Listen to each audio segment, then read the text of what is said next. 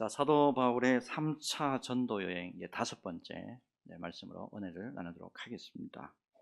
지난 2월 25일입니다. 서울 신길교회에서 변화하는 시대 속 변함없는 사명으로, 이 주제로 국민일보 목회자 포럼이 있었어요. 특별히 이 포럼에서 이제 현 시대에서 교회가 가야 할 길을 제시를 했는데, 기조 강연자로 광신대학교 이재근 교수님이 굉장히 중요한 발제를 했습니다. 한번 들어보시죠. 오늘날 교회는 제3의 길로 가야 합니다. 초대교회는 세상과 타협하지도 고립되지도 않았습니다. 이 부분이 굉장히 중요해요. 초대교회는 세상과 타협하지도 고립되지도 않았습니다. 역병의 유행 속에서 목숨을 걸고 이웃을 돌본 초대교회처럼 지금 한국교회도 섬김의 역할을 다해야 합니다. 이것이 교회가 걸어가야 할 제3의 길입니다. 주후 1세기, 2세기, 3세기, 특별히 제3의 길을 걸어간 초대교회, 세상과 단절되지 않았습니다. 세상과 절대 단절되지 않았고 환대와 돌봄으로 영향력을 확대해 나갔습니다. 기독교를 거부하고 훗날 배교자로 불렸던 로마 황제가 있는데 율리우스라는 사람이에요. 이 율리우스 황제조차도 어떤 말을 했냐면, 나그네를 너그럽게 대하고 죽은 자의 무덤을 관리하며 기독교인이 아닌 이들까지도 구제한 기독교인들의 행동을 선하게 언급할 정도였단 말이에요. 교회서를 보잖아요. 교회서를 보면 2세기와 3세기에 걸쳐서 대규모의 전염병이 창궐하죠. 팬데믹 현상이 있었잖아요. 그때 아무도 전염병에 걸린 자들을 돌볼 수 없는 상태까지 갑니다. 길거리에 전염병으로 죽은 시체가 막 널브러져 있어도 정부에서 어떻게 손을 쓸 수가 없을 정도였어요. 이때 기독교인이든지 아니든지, 예수를 믿는 사람이든지 예수를 믿지 않는 사람이든지 간에 교회에서 성도들이 나옵니다. 교회에서 성도들이 나와가지고 전염병을 다 돌봐요. 전염병자들을 돌봅니다. 그리고 죽은 시체를 거두고 장사까지 지내줬어요. 이게 당시 기독교인들의 브랜드였다 이 말이에요. 초대교회의 기독교인들 하면 브랜드 하면 이 브랜드였다. 오늘날에 그러면 기독교의 브랜드가 뭐냐? 여러분, 이러한 기독교인들의 브랜드가 빠른 기독교 확산의 원동력이 됐다라고 하는 것이 이재근 교수님의 지적입니다. 특히 이 교수님이요, 최근 일각에서 광장을 점령해 정치적 영향력을 행사해야 한다라고 주장하기도 하고, 또 다른 일각에서는 세상과 철저히 단절된 신앙을 말하기도 한다라고 지적하고, 극단적인 대립과 불신이 만연한 시대일수록 교회는 말씀을 붙들고, 교회가 뭐를 붙들어야 되냐 말이에요. 교회는 말씀을 붙들어야 되고, 동시에 세상을 깊이 이해하는 공동체가 되어야 됩니다 라고 덧붙여서 말해줬어요. 여러분, 나라와 현 시대가 복잡하고 굉장히 다양하죠, 그죠? 그 가운데 또한 극단적인 대립이 극심한 이 세대에 철저하게 예수 믿는 사람들이 어디로 돌아가야 되냐? 말씀으로 돌아가야 된단 말이에요. 사람의 말 따라가지 마세요. 사람의 사상 따라가는 게 아니에요. 우리 예수 믿는 사람들은 정신 차려야 돼. 예수 믿는 사람들은 말씀 따라가야 돼요. 무엇보다도 세상을 향해서 환대와 돌봄으로써 주님의 사랑을 실천해야 되잖아요. 주님의 사랑을 실천할 때 세상은 교회를 다시 보게 된단 말입니다. 그리고 그때 바로 주님의 품을 그리워하며 주님에게로 돌아오는 은혜의 역사가 있다 이 말입니다.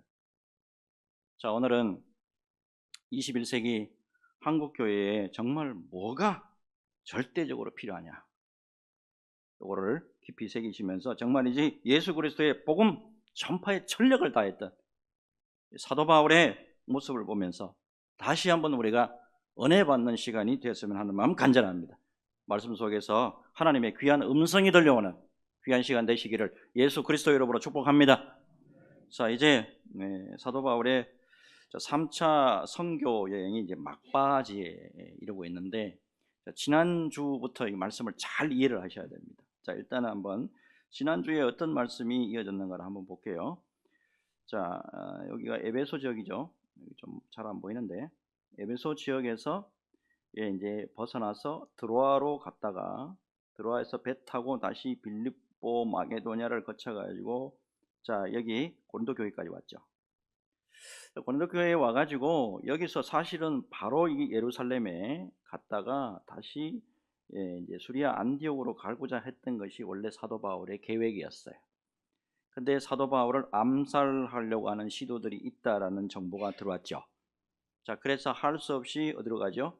여기서 다시 빌립보로 육지로 해가지고 다시 배 타고 건너와서 이제 드로아에 다시 이르게 됐다 이 말입니다. 이게 지난주까지 말씀이에요. 자, 고난이 많았죠. 굉장히 힘들었습니다. 핍박도 많았는데 그 가운데 많은 제자들이 세워졌고, 많은 믿음의 사람들도 세워졌고, 직분자들도 세워졌고, 신실한 사람들을 얻을 수가 있었어요. 자, 무엇보다도 지난 주일 말씀에서 우리가 살펴봤는데, 사도 바울의 말씀을 강론하는 가운데 청년 유두고가 죽는 사고가 발생합니다. 그것도 교회 안에서. 자, 하지만 교회가 시험 들지 않도록 하나님께서 살려주시는 그런 역사가 있었잖아요. 그래서 교회 전체가 하나님의 위로를 받는 그런 사건을 경험하기도 합니다. 언제나 여러분, 하나님은 하나님의 나라와 그의 의를 위해서 힘쓰고 애쓰는 사람들의 편에 서 있다는 것, 이걸 여러분 꼭 기억하시고, 무엇보다도 하나님이 바로 그러한 일에 힘을 쓰는 자들에게 함께 해주시고 세워주시고 은혜 주시고 위로해 주신다 라고 하는 사실을 꼭 기억하시길 바랍니다. 그래서 언제나 우리가요, 하나님이 기뻐하시는 자리에 서 계셔야 돼요. 그래야 성령의 역사하고 은혜가 충만하는 역사가 있다는 사실 꼭 기억하시고, 언제나 주님이 기뻐하시는 자리에서 영광 올려드리는 저와 여러분 모두가 되시기를 예수 그리스도 이름으로 축복합니다. 자, 오늘 본문 들어가 보겠는데, 자, 13절에서 16절 말씀 보면 사도 바울이 밀레도에까지 이제 가는 그 여정들을 이렇게 말씀들을 하고 있어요. 자, 바울은 지금 어디를 최종적으로 가고자 하냐면 예루살렘에 가고 싶단 말이에요. 자, 예루살렘에 가게 되고, 특별히 16절을 보면 오순절 안에 예루살렘에 이르려고 이제 급히 서둘러 가는 모습이에요. 그래서 이제 유두고를 소생시킨 드로아에서, 자, 다시 사진 지도 한번 보여주세요. 자, 이 드로아에서 유두고를 하나님께서 살려주셨잖아요. 다시 육지로 내려갑니다. 자, 아소, 미둘레네, 그다음에 기오, 사모, 여기를 거쳐가지고 그 밑입니다. 에베소 바로 밑에요. 자, 요 밀레도에 이렇게 지금 이르게 됐다라는 사실이에요. 자, 무엇보다도 이렇게 사도 바울이 예루살렘으로 이렇게 열심히 가고자 하는 이유가 있어요. 그 뭐냐면 예루살렘 교회가 지금 굉장히 힘들어요. 그래서 지금 마게도니아에서 구제 헌금을 거뒀잖아요. 이 구제 헌금을 빨리 가서 좀 전달하고 싶은 거예요. 그리고 오순절에 왜 가느냐 하면 오순절에 사람들이 많이 모이잖아요. 많이 모였을 때 그때 복음을 전가하고자 했다는. 잘 보세요. 사도 바울의 머릿속에 꽉 차 있는 게 뭐예요? 세상이라고는 관계가 없어. 사도 바울이 머릿속에 꽉 차 있는 것은 복음을 전하고자 하는 거예요. 그리고 교회를 세우려고 하는, 교회와 복음을 전해야 된다고 하는, 이걸로 꽉 차 있다 이 말이에요. 사람이요, 내 속에 뭐가 꽉 차 있냐 이거에 따라서 행동이 달라진다고. 최근에 제가 하영조 목사님이 쓰신 책이에요. 여기 필이 꽂혀가지고 지난번에 다 읽었던 책인데 다시 끄집어내가지고 참 은혜롭게 읽고 있습니다. 책 제목이 뭐냐면 사도행전적 교회를 꿈꾼다. 자, 하영조 목사님 하면 좀 이렇게 반감 갖는 분도 계시더라고요. 보니까 우리 교파하고 조금 달라요. 근데 성령 사역하고 문화 사역하고 선교 사역으로 유명한 분이잖아요. 근데 좀 더 안으로 들어가셔야 돼요. 사람을 잘 이해를 하셔야 돼요. 겉모양만 보고 판단하면 안 돼. 속으로 들어가 보잖아요. 들어가 보면 이분이 CCC, 그러니까 한국 대학생 선교회잖아요. 여기에서 전도 훈련 받은 분이에요. 전도 훈련. 그러니까 전도에 소위 말해서 미쳐 있는 분이 바로 이분이에요. 자기가 다니던 대학교 있잖아요. 거기서 CCC 간사, 특별히 7년 동안에 전도 훈련 받았는데 밤 12시까지 만원 버스 안에 들어가 가지고 예수 믿으세요. 예수 믿으세요. 네, 전도하고 다녔고, 전도하러 뭐 남산, 장충공원, 사직공원, 서울역 안 다닌 데가 없어요. 밤 12시가 넘어가지고 그렇게 피곤해도 찬송을 부르면서 기쁜 마음으로 집으로 돌아오곤 했다 그러더라고요. 전도하지 못하는 날은 막 가슴을 치고 통곡할 것 같고 가슴이 답답했다 이렇게 수레하고 있더라고요. 그러던 중에 대학교 3학년 때에 여름 수양회 캠프에서 폐병이 발견이 돼요. 학교에서 이제 휴학하고 병원에 입원해가 있는데도 몰래 빠져나가가지고 먹지도 못하고 자지도 못하는 사람이 밤 12시까지 전도하고 또 돌아오기도 했대요. 자, 그러던 어느 날에 병원에 입원해 있으면서 시편을 딱 읽고 있는데 자기 눈앞에 환상이 열리더라는 거 아닙니까? 그 주님의 음성이 들리더래요. 무슨 음성이 들렸냐면 너 목사 되지 않을래. 그렇게 해서 주의 종까지 됐다 이 말이에요. 자, 근데요, 폐병이 계속 재발합니다. 자, 폐병약을 계속 드셨는데 이게 또 문제야. 폐병약, 이게 후유증으로 말미암아서 당뇨와 간염까지 앓게 됩니다. 자, 이 간염이 간경화로 넘어가고 간경화에서 간암까지 가요. 돌아가시기 전까지 심부전증 알아가지고 하루에 4시간씩 일주일에 3번, 일주일에 한 번도 아니고 일주일에 3번씩 가셔가지고 투석까지 했대.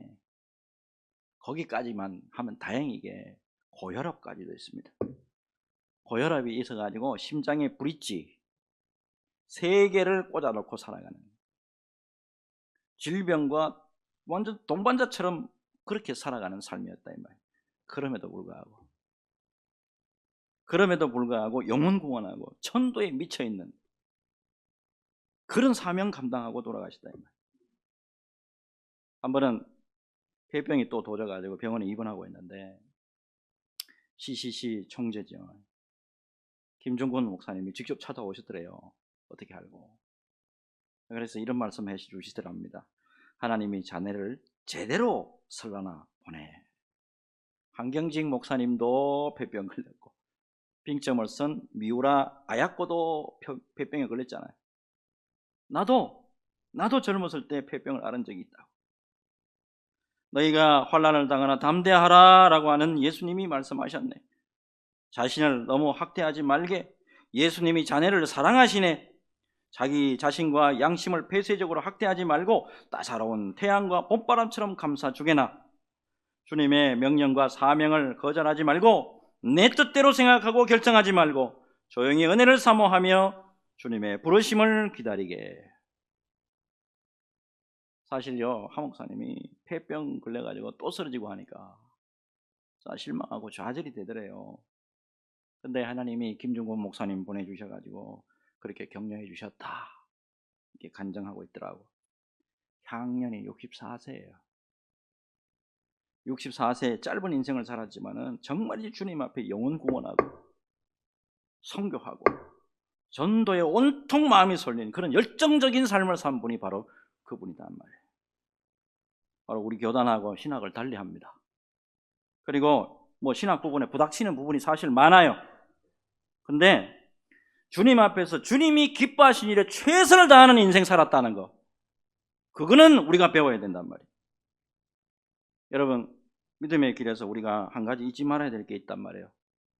그게 뭐냐면 우리의 믿음의 길에 있어서 최종 목표가 뭐냐는 거예요. 왜 예수 믿는 거예요? 왜 성령 충만을 받아야 돼? 왜 말씀으로 은혜 받아야 된단 말이에요? 최종 우리 믿음에 있어서 목적지가 어디냐 하는 거지. 사도 바울은 오직 복음 전파, 영혼 구원하고 하나님 나라에 있었다라는 거 기억하시길 바랍니다. 여러분, 무엇보다도 세속에서 욕심과 평안을 구하는 것, 세상에서 1등하고 세상에서 높이 올라가는 것, 그게 다가 아니단 말입니다. 예수 믿는 사람들은 차원이 달라야 돼요. 하나님의 나라와 의를 구하는 모습에서 놀라운 하나님의 역사가 강하게 나타나고 하나님의 은혜가 항상 따라다닌다는 것, 여러분 기억하시기를 바랍니다. 여러분, 우리가 무엇에 집중하고 무엇에 헌신해야 되냐, 깊이 여러분 묵상하시기를 바라고 주님이 기뻐하시는 길로만 달려가는 저와 여러분 모두가 되시기를 예수 그리스도 이름으로 축복합니다. 다음 말씀 넘어가 보겠는데, 자 17절의 말씀 보면, 자 바울이 밀레도에서 사람을 에베소로 보내어 교회 장로들을 청하니 그랬습니다. 자 밀레도 아까 보니까 에베소 바로 밑에 있잖아요. 그래도 한 45km 정도 떨어진 곳이랍니다. 자 사람을 보내서 장로님을 초청을 했는데, 여기서 이제 고별 설교합니다. 고별 설교하는데, 왜 에베소에 직접 가도 되잖아요. 45km 정도 되는데 가도 되는데 안 갔어요. 안 가고 밀레도에서 이제 장로님들을 초청을 했다 이 말이에요. 왜 그랬냐 하면, 가급적이면 예루살렘에 빨리 가려고, 또 에베소 갔다 오면 또 시간이 지체가 되니까 가급적이면 빨리 예루살렘에 가려고 하는 목적이 있고, 또 에베소에 가가지고 또 사람들이 소요를 일으킬까 봐 이게 추측이 했는데, 다시 가면 소요 일어나기 때문에 문제가 발생할 것이다라고 아마 생각을 한 것 같아요. 자 무엇보다도 밀레도 항구에서 이제 마지막 바울이 설교를 하게 되는데, 믿음의 사람들이, 그리고 사역자들이 어떠한 자세로 믿음과 사역을 감당해야 되느냐, 이게 이제 중점적으로 나옵니다.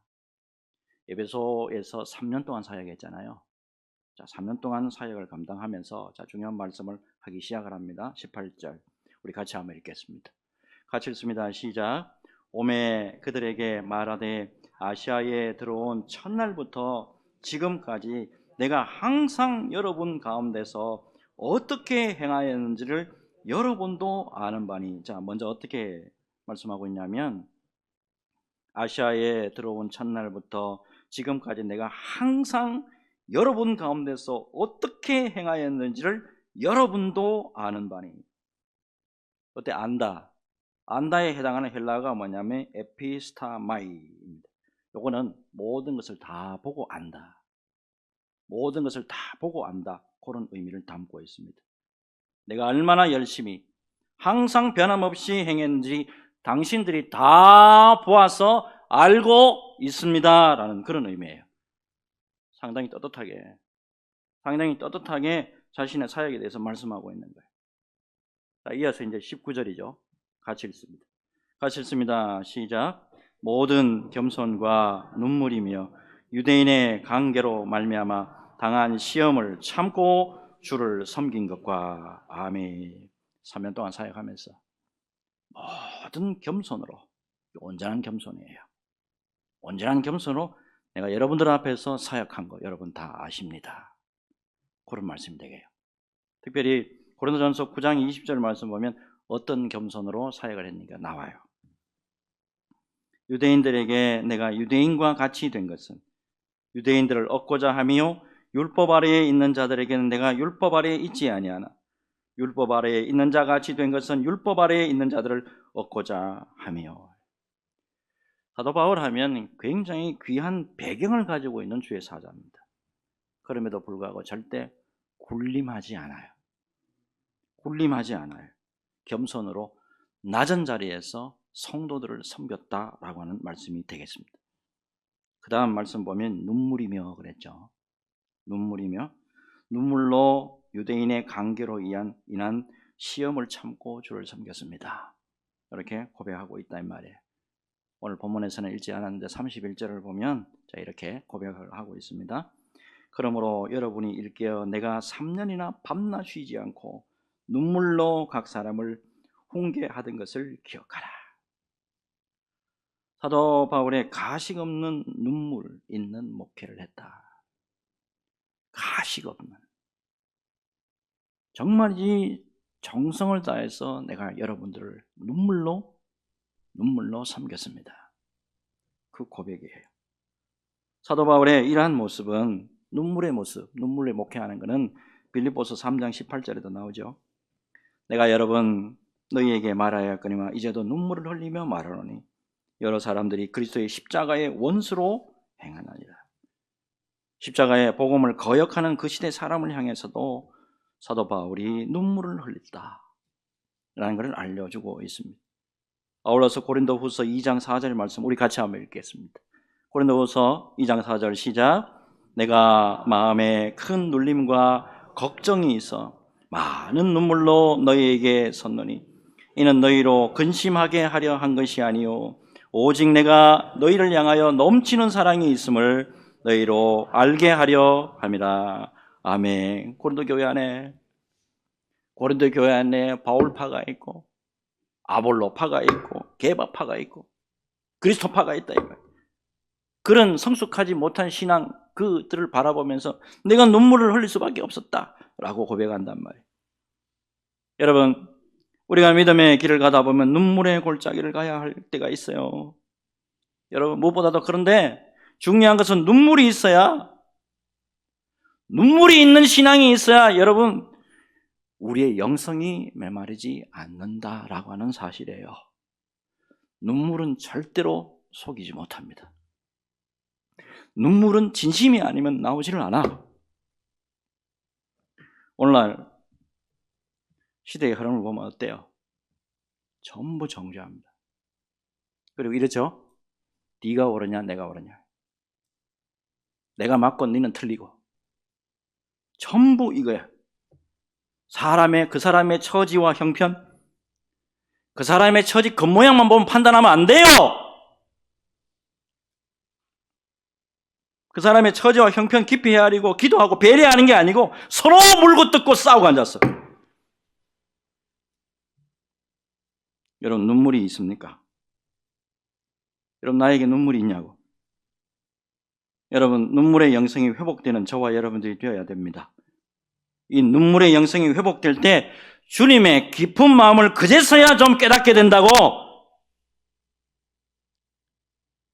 복음서 곳곳에 우리 주님이, 우리 예수님이 눈물을 흘리셨다.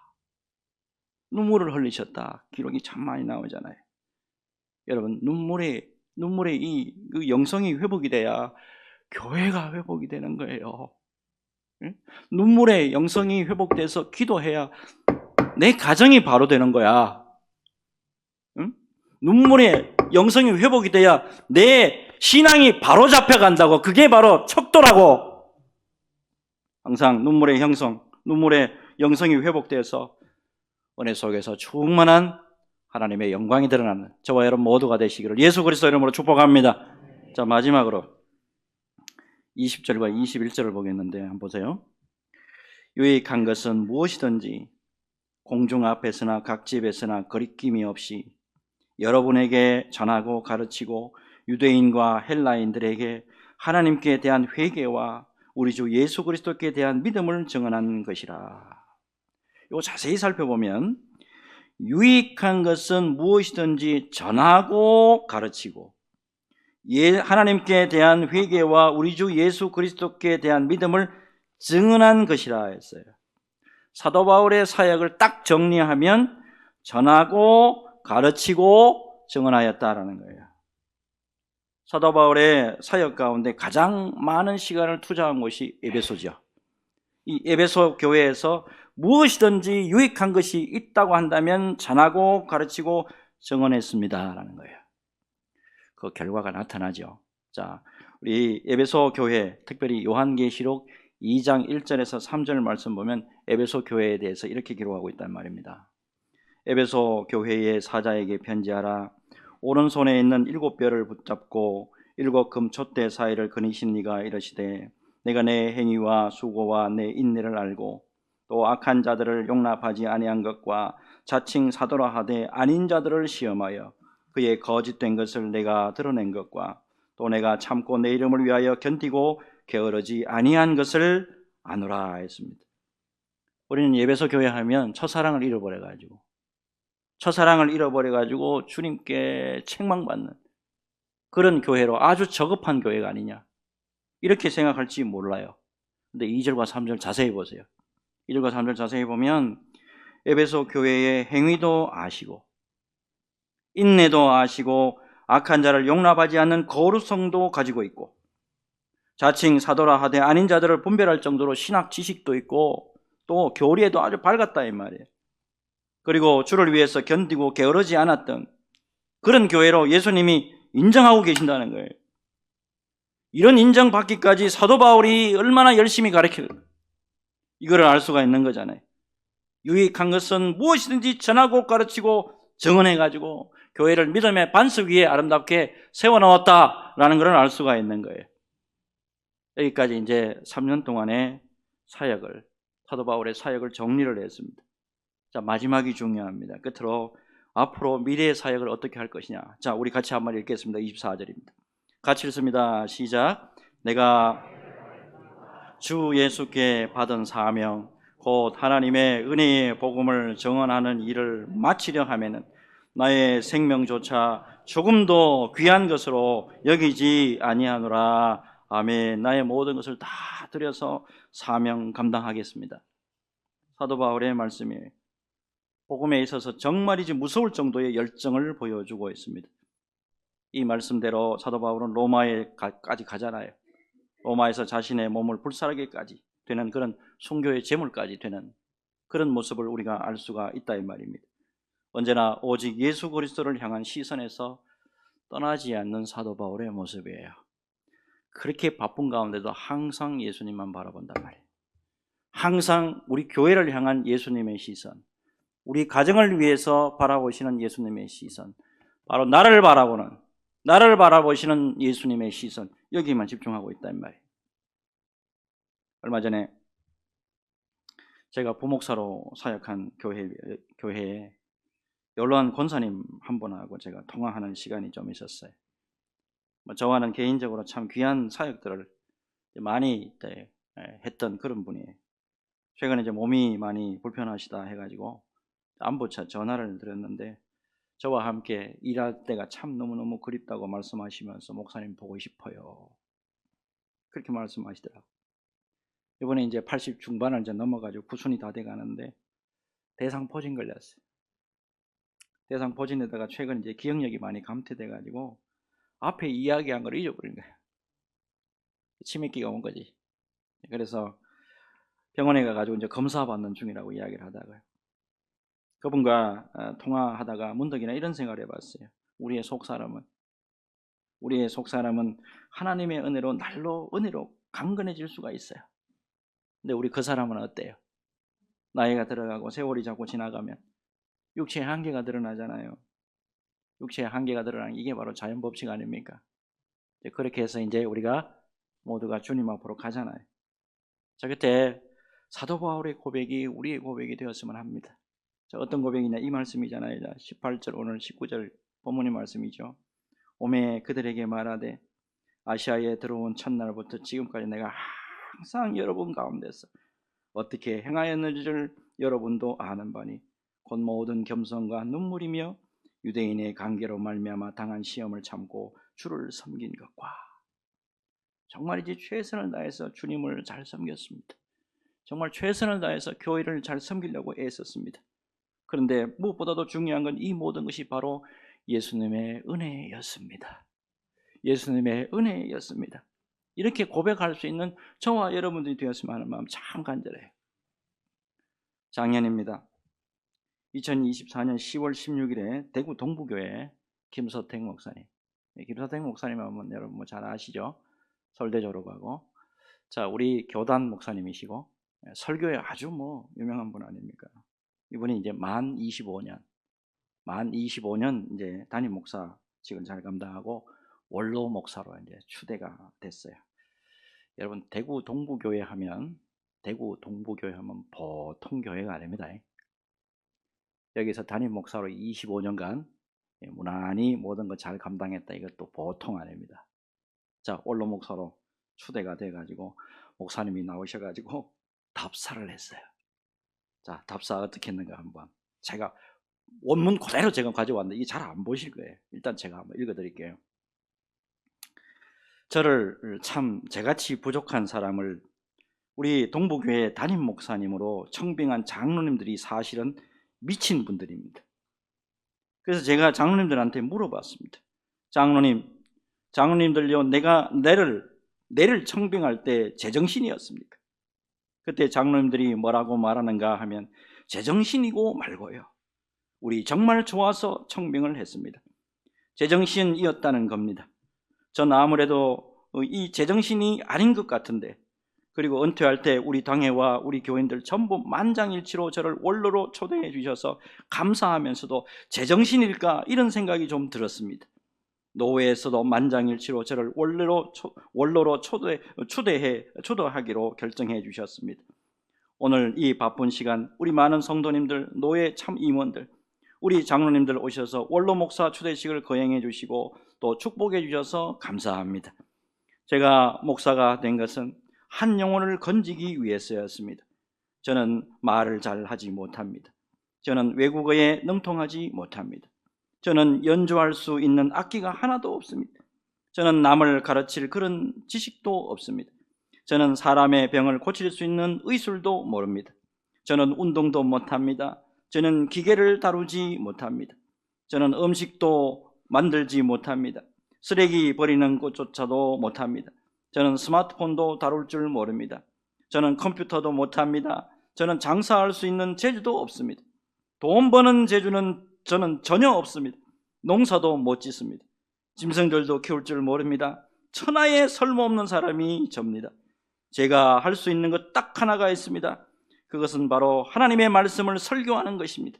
저는 끝까지 예수님의 지팡이로 사용되는 것이 소원입니다. 우리 성도님들 많이 기도해 주시기 바랍니다. 감사합니다. 여러분, 시작이 있잖아요. 시작이 있으면 끝이 있는 법이에요.